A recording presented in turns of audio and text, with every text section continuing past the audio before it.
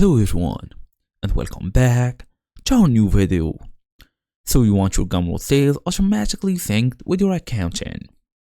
Let's say if you are selling digital products, tracking revenue manually can become a whole ass nightmare.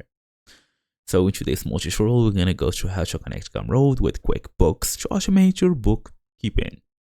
Fast and easy as usual. Let's get started. So first and first, what we're gonna need is you open your device, preferably a desktop, so we can go through all of these steps smoothly. We want to be fully connected to the internet, then we can go and open our Gumroad account.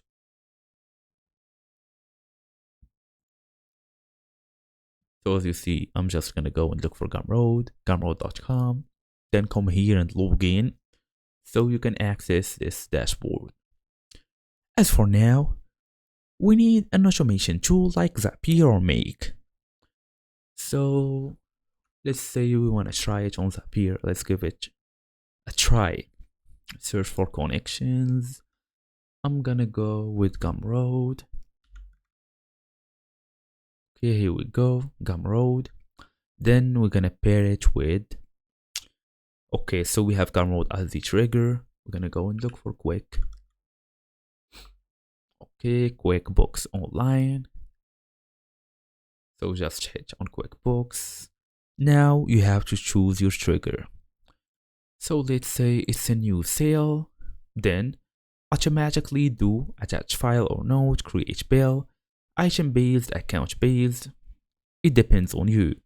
So for the action app, let's say we want to choose create sales receipts or just create a bill, item based. Okay, we have multiple options. Create refund, purchase, update bill, update customer. Oh, that's a lot. So you just have to go with item based. Then you can integrate it for free, or you can start with Google if you want to. As for the map fields, it should be like customer name, email, product name, then the price. Then you can test the app and click on publish.